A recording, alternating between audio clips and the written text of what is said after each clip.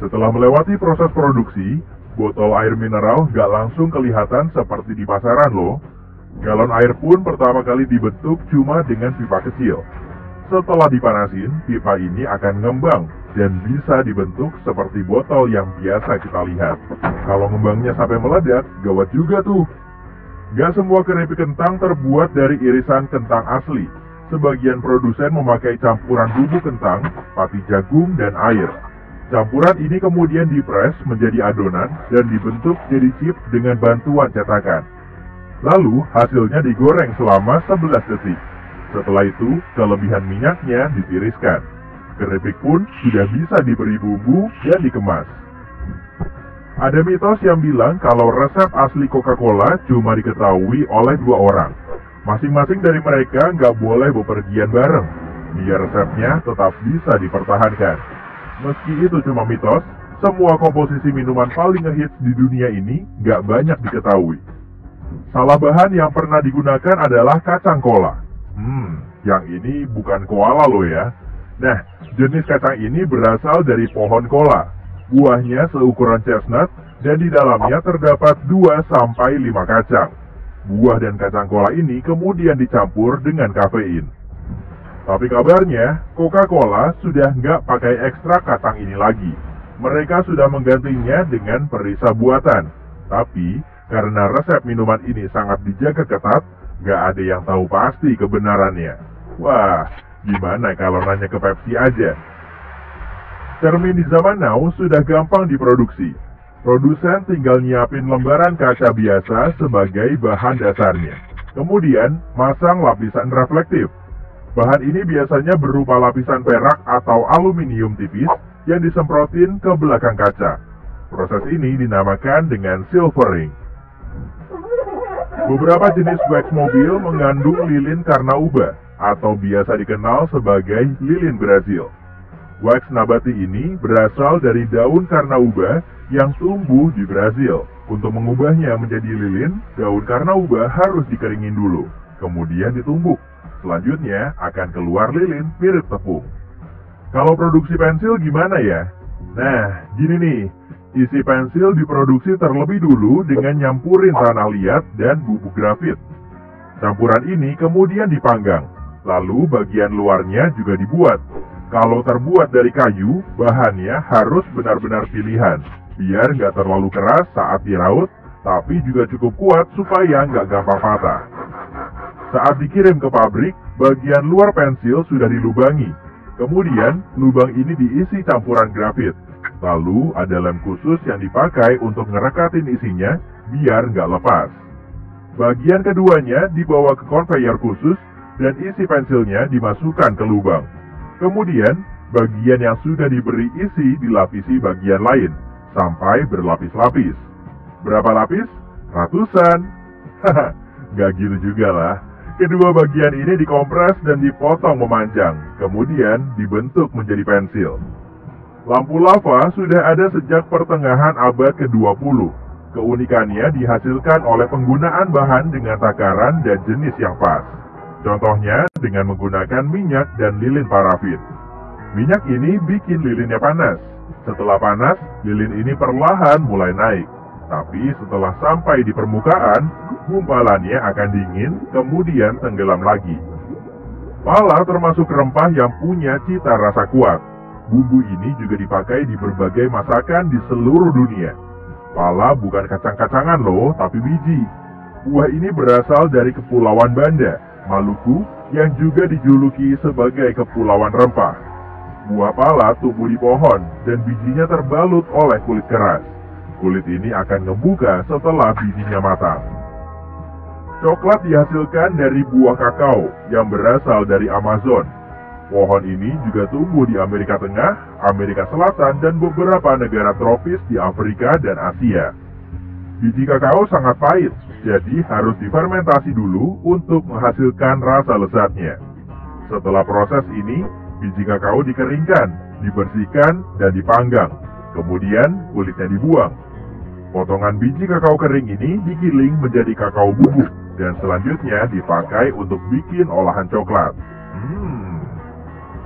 Orang di zaman dulu sering ngunyah berbagai bahan beraroma wangi, seperti lilin lebah, getah pohon, atau ranting wangi. Tapi permen karet modern terbuat dari bahan alami mirip lateks bernama chicle yang diekstrak dari pohon. Kelereng masa kini terbuat dari kaca daur ulang dan kelereng sortiran yang ukurannya nggak sesuai dilelehin terlebih dulu. Sekitar 15 jam kemudian, kaca cair ini siap diproses. Cutter khusus bergerak melewati aliran kaca cair setiap setengah detik. Cutter ini ngebentuk potongan kaca berukuran kecil hingga menghasilkan slug atau bakal kelereng. Makin cepat gerakan cutternya akan semakin kecil ukurannya. Slug yang masih panas kemudian dipindahin ke sejumlah roller logam yang terus berputar. Slug juga dipisahin sambil didinginkan. Roller bergerigi ini juga ngebentuk kelereng jadi bulat sempurna. Warna akhirnya sudah ditentuin sejak tahap pelelehan, yaitu saat udara mengalirkan pewarna ke dalam kaca. Per sangat gampang dijumpai di kehidupan sehari-hari kita. Bahan ini terdapat pada alat tukang, barang elektronik, mainan, pulpen, hingga kasur. Bentuknya juga beragam. Ada per torsi, kawat, ekstensi, dan kompresi. Saat per dibuat, kawat baja diproses menggunakan derailer. Diameter kawatnya tergantung pada jenis per yang mau dibuat. Derailer ini kemudian mengurai gulungan dan mindahin kawat ke mesin pembentuk yang dikendalikan komputer. Di mesin ini, kawat digulung sesuai panjangnya, kemudian dipotong. Saus tomat dihasilkan dari campuran pasta atau pure tomat, gula atau pemanis alami lain, garam, rempah, cuka, dan bawang bubuk. Pasta tomat yang udah ditakar akan dipanasin sambil terus diaduk. Lalu, bahan lainnya juga mulai ditambahin. Sebelum dimasukin ke botol, saus tomat harus melewati beberapa tahap pendinginan. Sementara itu, botol sudah tertata dan siap diisiin saus. Pengisian ini biasanya dilakukan secara otomatis. Nah, terakhir, botol diberi tutup dan label. Kacang mete kaya akan protein nabati, lemak sehat, serat, serta rendah gula. Harga kacang ini lumayan mahal, tapi wajar juga sih. Pohon mete yang berasal dari kawasan tropis Brasil menghasilkan buah jambu monyet yang memanjang. Bentuknya agak mirip seperti pir kecil. Kok nggak dinamai pir mete aja ya? Nah, di ujung buah ini terdapat kacang berbentuk ginjal. Kacang ini dilindungi kulit ganda berisi zat minyak beracun. Makanya, kacang mete nggak dijual dengan kulitnya seperti kacang tanah atau pistachio. Kacang mete perlu dikeringkan dan dipanggang dulu. Proses ini akan menghilangkan racun dan bikin kulitnya mudah lepas. Kutex termasuk produk modern yang mulai populer sejak awal abad ke-20. Tiap perusahaan menggunakan bahan berbeda untuk memproduksi kutex. Tapi, akan selalu ada nitroselulosa. Bahan cair ini dicampur dengan pemelastis yang bikin kutex lebih fleksibel dan tahan lama. Proses pembuatan sandwich es krim ternyata cukup simpel loh. Es krim diaduk-aduk dulu hingga bagian dalamnya berisi udara. Kemudian, hasilnya dipindahin ke proses selanjutnya. Di tahap ini, 2 baris wafer sudah ditangkupin. Kemudian es krimnya disuntikan ke bagian tengahnya. Proses ini berlangsung sangat cepat. Dalam semenit aja, seratusan sandwich es krim udah siap dikemas. Tapi pertanyaannya, bakal habis berapa banyak ya kalau waktunya cuma semenit?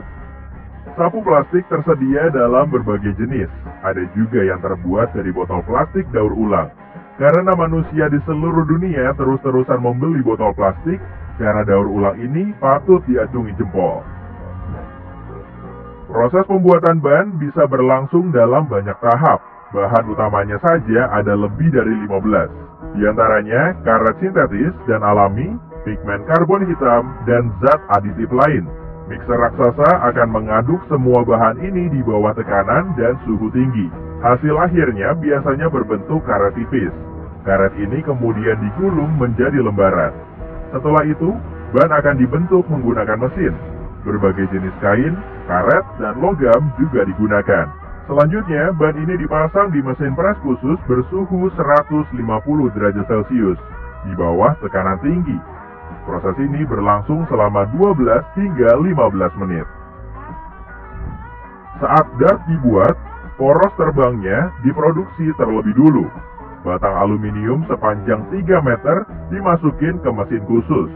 Di situ terdapat pemotong yang akan memotongnya secara bersamaan. Aluminium tadi berubah jadi poros. Di masing-masing poros terbang ini terdapat uliran biar nantinya bisa dipasang ke barel dart atau bagian yang kita pegang saat melempar dart. Di ujung satunya dipasangi ekor setelah batangnya digergaji silang. Sementara itu, mesin lain juga memproses kuningan menjadi barel. Lalu permukaan barelnya diberi galur biar lebih gampang dipegang. Nah, setelah itu kepala dart diproduksi. Bagian ini dibuat dengan bantuan mesin pres hidrolik. Ujung baja ini dimasukin ke lubang barel. Jadi, gitu cara bikinnya.